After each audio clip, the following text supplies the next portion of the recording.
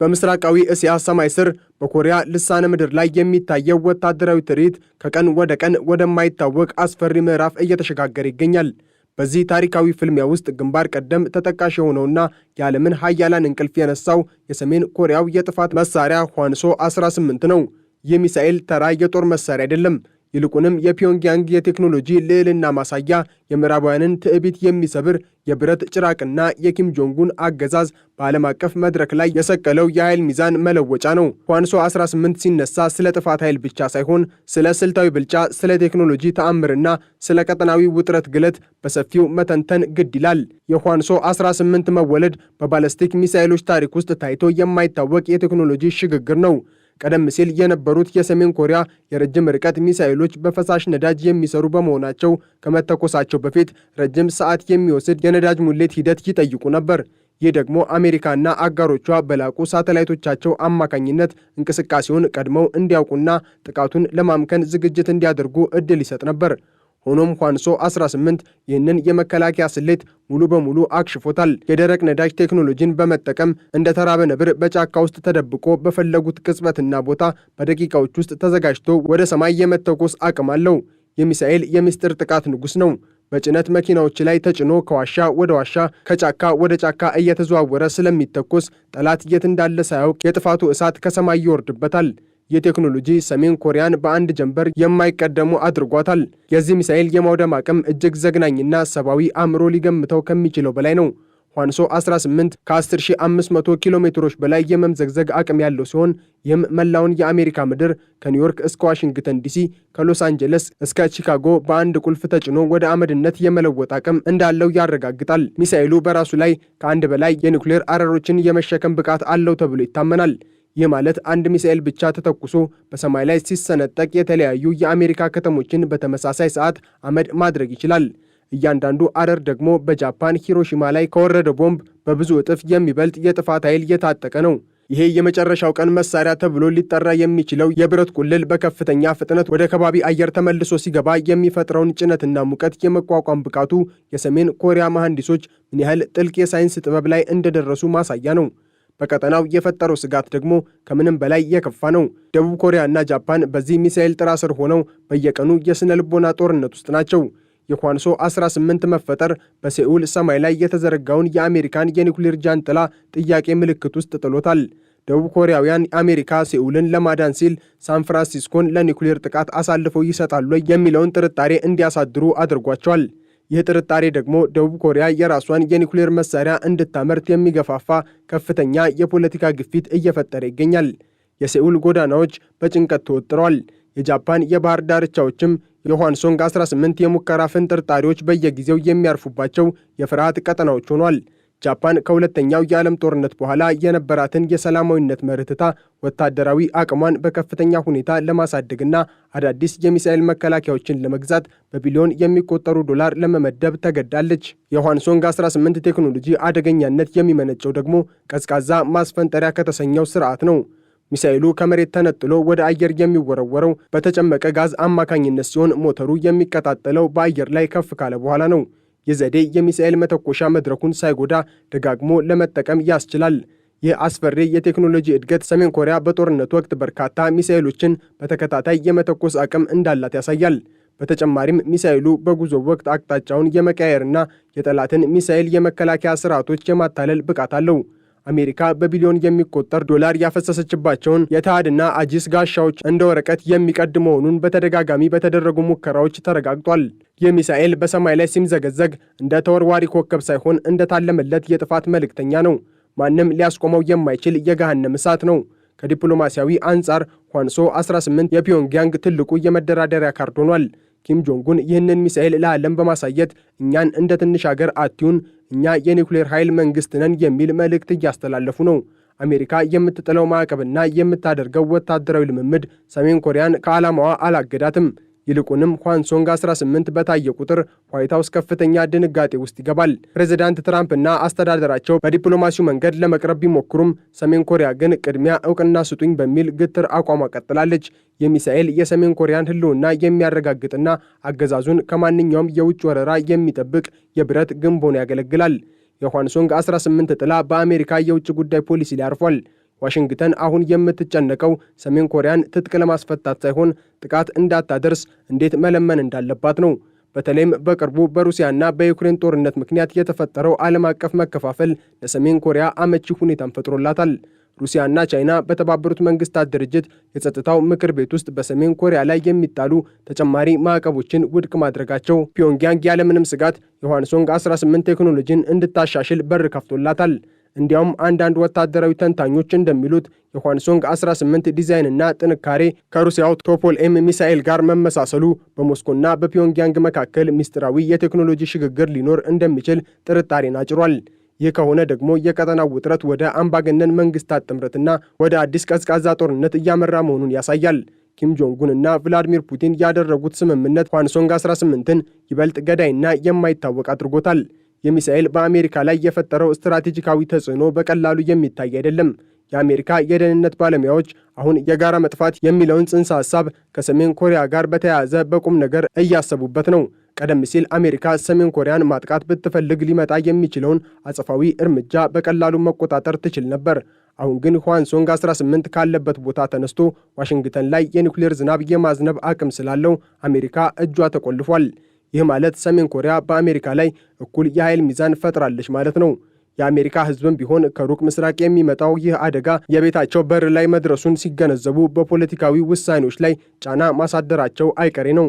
ወታደራዊ መረጃዎች እንደሚጠቁሙት የህዋንሶንግ 18 ስኬት ለሌሎች የሰሜን ኮሪያ ሚሳኤሎች መንገድ ከፋች ነው።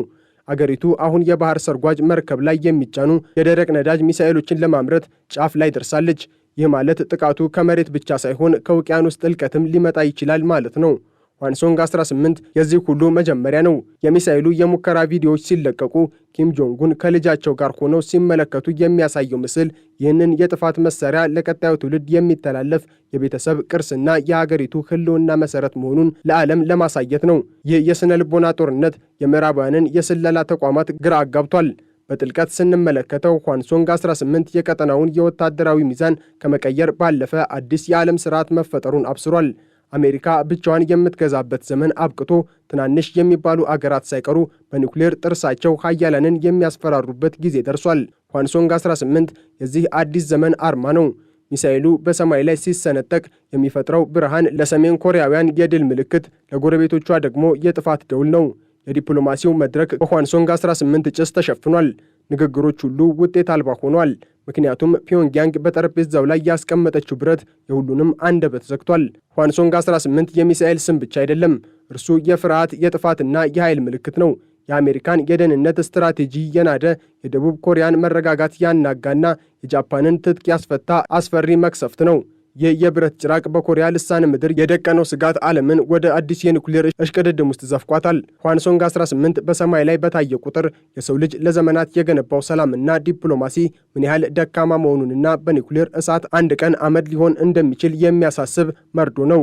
ፒዮንግያንግ ይህንን የጥፋት መሳሪያ በእጇ ይዛ የዓለምን የፖለቲካ መድረክ እንደፈለገች እየዘወረች ትገኛለች። ህዋንሶንግ 18ም እንደማይሸነፍ ጀግና በሰሜን ኮሪያ ተራሮች መካከል ተደብቆ የዓለምን ፍጻሜ ቁልፍ ይዞ ይጠባበቃል። ይህ የቴክኖሎጂ አውሬ የሰው ልጅ የስልጣኔ ውጤት ይሁን የጥፋት መሳሪያ የታሪክ ምስክርነቱ ወደፊት የሚታይ ቢሆንም አሁን ግን ዓለምን በፍርሃት ሽባ የማድረግ ተልእኮውን በሚገባ እየተወጣ ይገኛል። ይህ በእንዲህ እንዳለ በፓስፊክ ውቅያኖስ ጥልቀት ውስጥ ከሰው ልጅ እይታና ከላቁ የሳተላይት አይኖች ተሰውሮ የሚንቀሳቀስ አንድ አዲስ አስፈሪ የብረት ጭራቅ ተወልዷል። ይህ ጭራቅ የሰሜን ኮሪያው አዲሱ ታክቲካዊ የኒውክሌር ጥቃት ሰርጓጅ መርከብ ነው። ይህ የባህር ውስጥ አውሬ ዝም ብሎ የሚንሳፈፍ የጦር መሳሪያ አይደለም። ይልቁንም ከሰማይ ላይ ሆኖ ዓለምን ከሚያስፈራራው ህዋንሶንግ 18 አህጉር አቋራጭ ሚሳኤል ጋር በመቀናጀት የአሜሪካንና የአጋሮቿን የደህንነት መዋቅር እንደ ግድግዳ የሚያፈርስ የገሃነም መዶሻ ነው። ህዋንሶንግ 18 የሰሜን ኮሪያ የሰማይ መብረቅ ከሆነ ይህ አዲሱ ሰርጓጅ መርከብ ደግሞ የባህር ውስጥ መቅሰፍት ነው። ሁለቱ ተዳምረው ፒዮንግያንግን ማንም ሊደፍራት የማይችል በማንኛውም አቅጣጫ የኒውክሌር እሳትን ማዝነብ የምትችል ሀያል አገር አድርጓታል። የአዲሱ ሰርጓጅ መርከብ በይፋ ጀግናው ኪም ኩን ኦክ ተብሎ የተሰየመው የሰሜን ኮሪያ የባህር ኃይል ታሪክ በአንድ ጀንበር የቀየረ የቴክኖሎጂ ውጤት ነው። መርከቡ በውስጡ የያዘው የኒውክሌር ጥቃት የመሰንዘር አቅም ቀደም ሲል በየብስ ላይ ብቻ ተወስኖ የነበረውን የሰሜን ኮሪያ ስልታዊ ጥቃት ወደ ውቅያኖስ ጥልቀትም አስፍቶታል። የዚህ ሰርጓጅ መርከብ መፈጠር ትልቁ ሚስጥርና አስፈሪነት ከህዋንሶንግ 18 ጋር ባለው የቴክኖሎጂና የስልት ቁርኝት ላይ ነው። ህዋንሶንግ 18 በደረቅ ነዳጅ በመጠቀሙ ምክንያት በየብስ ላይ በየትኛውም ቦታ ተደብቆ እንደሚተኮስ ሁሉ የሰርጓጅ መርከብ ደግሞ በውቅያኖስ ጥልቀት ውስጥ ሆኖ ተደብቆ ጠላትን ባልጠበቀው ቅጽበት የኒውክሌር ሚሳኤሎችን የመተኮስ ብቃት አለው። ይህ ሁለተኛ ጥቃት የመሰንዘር አቅም ተብሎ የሚጠራው ወታደራዊ ስልት አሜሪካ ሰሜን ኮሪያን በመጀመሪያ ጥቃት ለማጥፋት የምታደርገውን ማንኛውንም ሙከራ ሙሉ በሙሉ ዋጋ ቢስ ያደርገዋል። ምክንያቱም በየብስ ላይ ያሉት ሚሳኤሎች ቢጠቁ እንኳን በባህር ስር የተደበቀው ይህ ጭራቅ አጸፋዊ የኒውክሌር እርምጃ በመውሰድ የአሜሪካን ከተሞች አመድ ማድረጉ አይቀሬ ነው። የዚህ ሰርጓጅ መርከብ የቴክኖሎጂ ጥንካሬና የማውደም አቅም እጅግ ዘግናኝ ነው። መርከቡ በጀርባው ላይ 10 የሚሆኑ የሚሳኤል መተኮሻ ቀዳዳዎችን የታጠቀ ሲሆን እነዚህ ቀዳዳዎች የኒውክሌር አረር የተገጠመላቸውን ተከታታይ ሚሳኤሎችን ለመሸከም የተሰሩ ናቸው። እነዚህ ሚሳኤሎች ልክ እንደ ህዋንሶንግ 18 ሁሉ በደረቅ ነዳጅ የሚሰሩ በመሆናቸው በውቅያኖስ ውስጥ ሆነው ያለምንም ቅድመ ዝግጅት መተኮስ ይችላሉ። ይህ ማለት ሰርጓጅ መርከቡ ሳይታወቅ ወደ ሃዋይ፣ ጓም ወይም ወደ አሜሪካ ምዕራባዊ የባህር ዳርቻ ተጠግቶ በደቂቃዎች ውስጥ የኒውክሌር ዝናብ ሊያዘንብ ይችላል ማለት ነው። መርከቡ በኒውክሌር ኃይል የሚንቀሳቀስ ሞተር እንዲኖረው የተደረገው ጥረት ወይም ወደፊት የሚኖረው አቅም ደግሞ ለወራት ያህል ወደ ላይ ሳይወጣ በባህር ጥልቀት ውስጥ እንዲቀበር ያደርገዋል። ይህ ስውርነት የአሜሪካን እጅግ ዘመናዊ የሆኑ የሶናር እና የራዳር መከላከያዎችን እንደ ሸረሪት ድር የሚበጣጥስ ነው። በቀጠናው ላይ የፈጠረው ስጋት ደግሞ ከምንም በላይ የከፋና የቀውስ ግለትን የጨመረ ነው። ደቡብ ኮሪያና ጃፓን አሁን ሁለት መውጫ የሌላቸው ወጥመዶች ውስጥ ገብተዋል። ከሰሜን በኩል የህዋንሶንግ 18 የየብስ ሚሳኤል አፈሙዞችን አዙረውባቸዋል። ከምስራቅና ከምዕራብ ደግሞ ይህን አዲሱን ሰርጓጅ መርከብ በባህር ስር ሆኖ ይጠብቃቸዋል። የደቡብ ኮሪያ የመግደያ ሰንሰለት የተሰኘው የመከላከያ ስትራቴጂ የሰሜን ኮሪያን ሚሳኤሎች ከመተኮሳቸው በፊት ለማጥፋት የታለመ ነበር። ሆኖም የሰርጓጅ መርከብ በባህር ስር በየጊዜው ቦታውን ስለሚቀያየር ደቡብ ኮሪያ የት ላይ እንዳለ ማወቅም ሆነ ቀድማ ማጥቃት አትችልም። ይህ ደግሞ በሴውል ውስጥ ያለውን የፍርሃት ድባብ ከፍ አድርጎታል። የደቡብ ኮሪያ ፖለቲከኞች አሁን በአሜሪካ የኒውክሌር ጥበቃ ላይ እምነት እያጡ የራሳቸውን የኒውክሌር ቦምብ መስራት አለብን የሚል ጩኸት እንዲያሰሙ ምክንያት ሆኗቸዋል።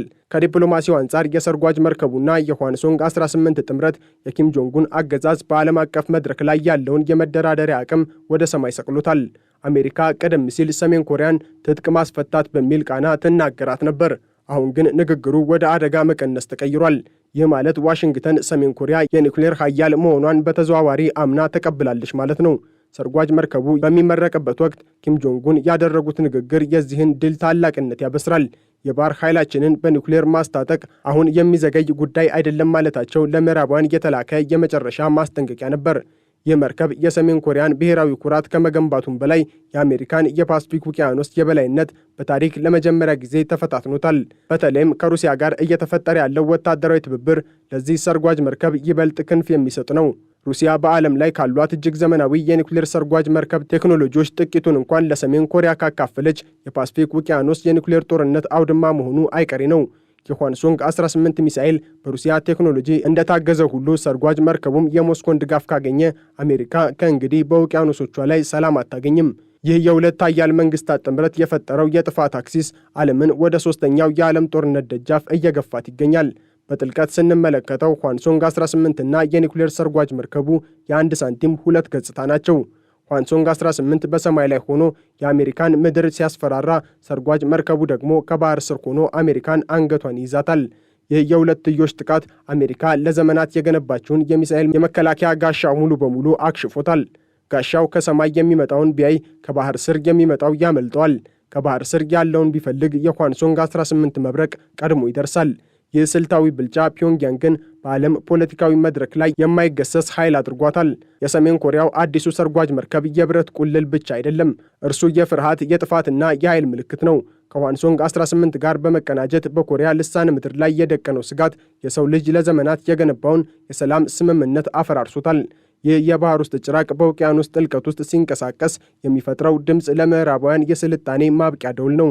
ፒዮንግያንግ ይህንን የጥፋት መሳሪያ ከሰማይ ላይ ካለው የህዋንሶንግ 18 እሳት ጋር አጣምራ በመያዝ ዓለምን በፍርሃት ሽባ አድርጋለች።